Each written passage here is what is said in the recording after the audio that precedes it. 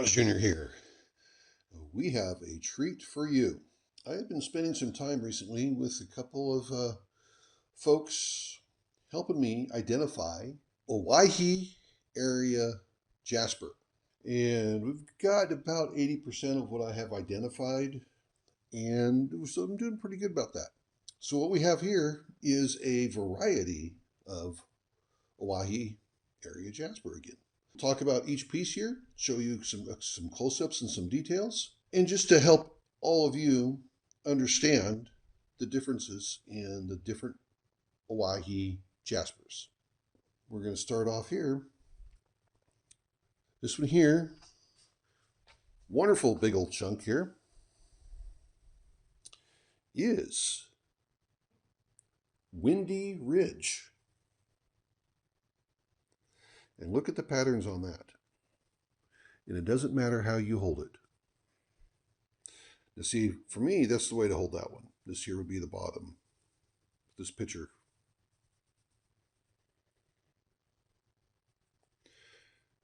Now this green color here is from it being outside in Western Oregon. And same with that right there.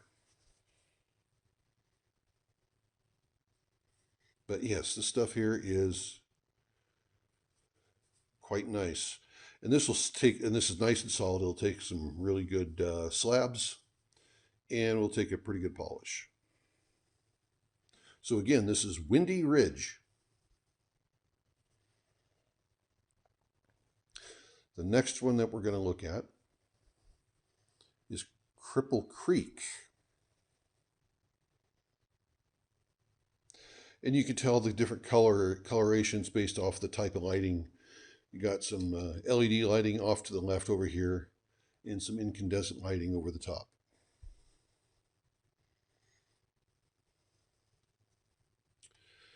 But love this stuff. Look at the details in that.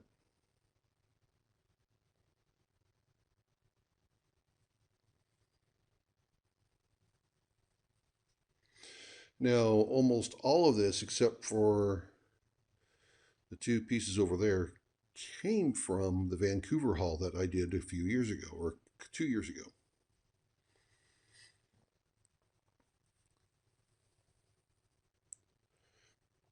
Now, this one here, Rocky Butte.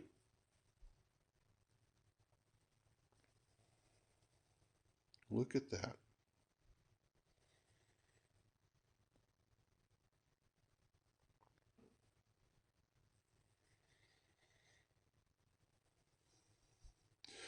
Now, almost all of this material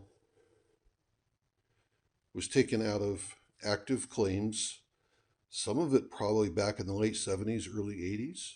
So it's been around, out floating around in the some of these rock collections for quite some time. Not being used, not being identified really, or getting ready to be worked. I'm hoping to work all of this stuff. So here's an example of Suker Creek. Now there's a wide variety of Suker Creek Jasper. And this just happens to be the one that I pulled out for the sample of it.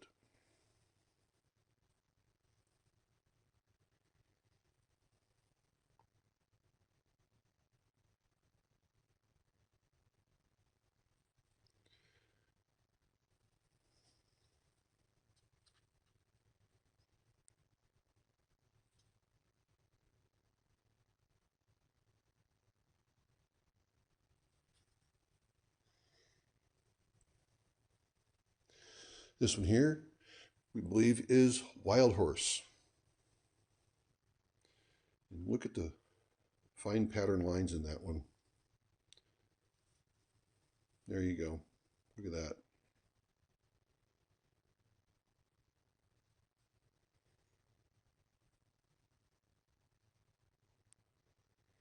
This is a nice picture, Jasper. And I go to cut this one. I'll definitely cut it this way, all the way through.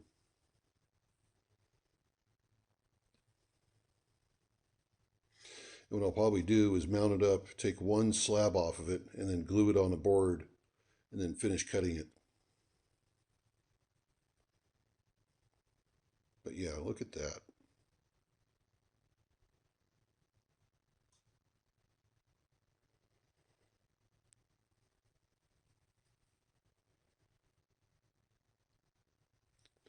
Incredible. This one here is an example of Blue Mustang. And this one's been cut already. But look at the patterns. And on this one here, I'll just glue that face onto a board, and I'll cut the end cap off. Yep, I would just cut it from this direction here. And I would just go in it and get about 3 or 4 slabs out of that. And I would actually measure it so I could keep this face. So I would measure the thickness of slabs I would want plus the thickness of the saw blade. And so I can cut it, and this last one here would be the exact thickness that I would want to keep that incredible face.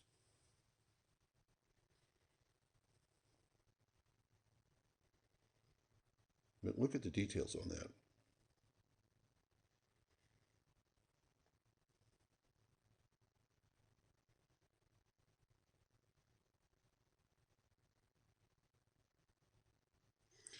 Love this stuff. These two over here are of the same, and I just had to show them to you. These came from Matthew. He's the one that I did the video of all the slab saws, and he is the Phantom lapidary equipment collector. And this is Owyhee Jem.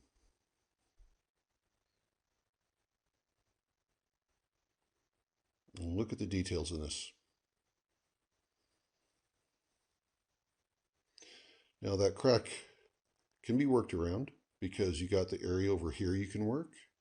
You get pull some material out of here, and of course down here and up around here. And this right here is actually a healed fracture.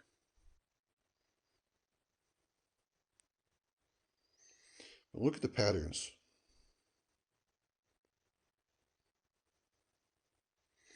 And glue this to a board, and of course you can get quite a few slabs off of that. Now here is a larger slab that I got from him.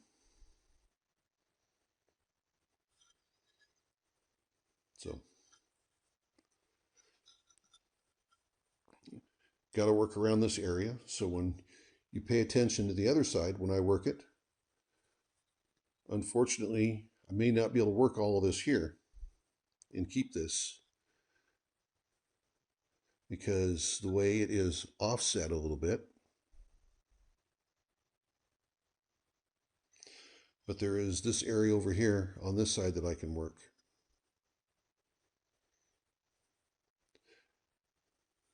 But I have to be careful on what I do so I don't lose the pattern.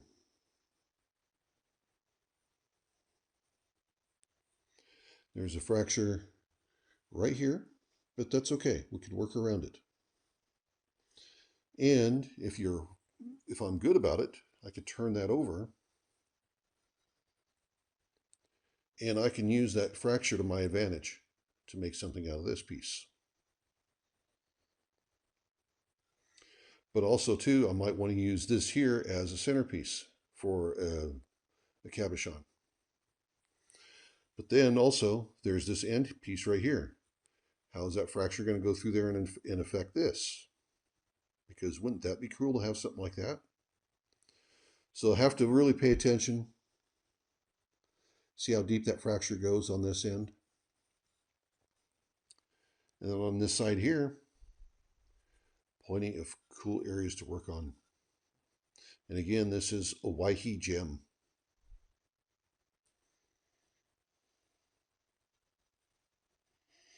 Now, I also believe I got this one from Matthew as well.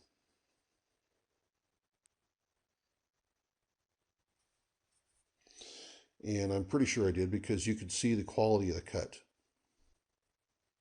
He has his saws tuned perfectly. because you can see how smooth that is.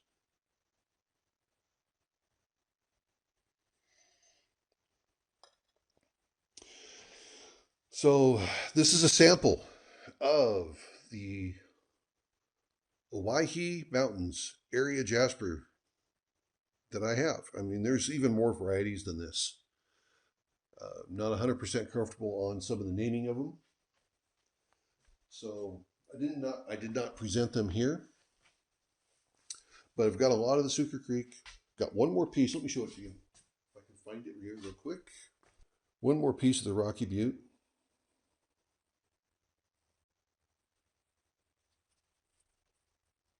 Look at that.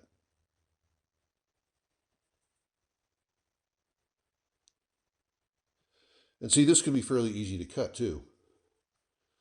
Just mount the saw and just start slabbing it away. Let's go down this way here because you can see with the pattern that's here. Let's get it to focus better. There you go. So you can see what's going to happen with the pattern as you go through it. One minor fracture there. But yes, a lot of fun material here to work. Really enjoy my rock therapy time whenever I can get it. And I will be slabbing up a bunch of this Owyhee area material here this summer and start making some cabochons and getting them put out there for you guys. So I'm going to let you go.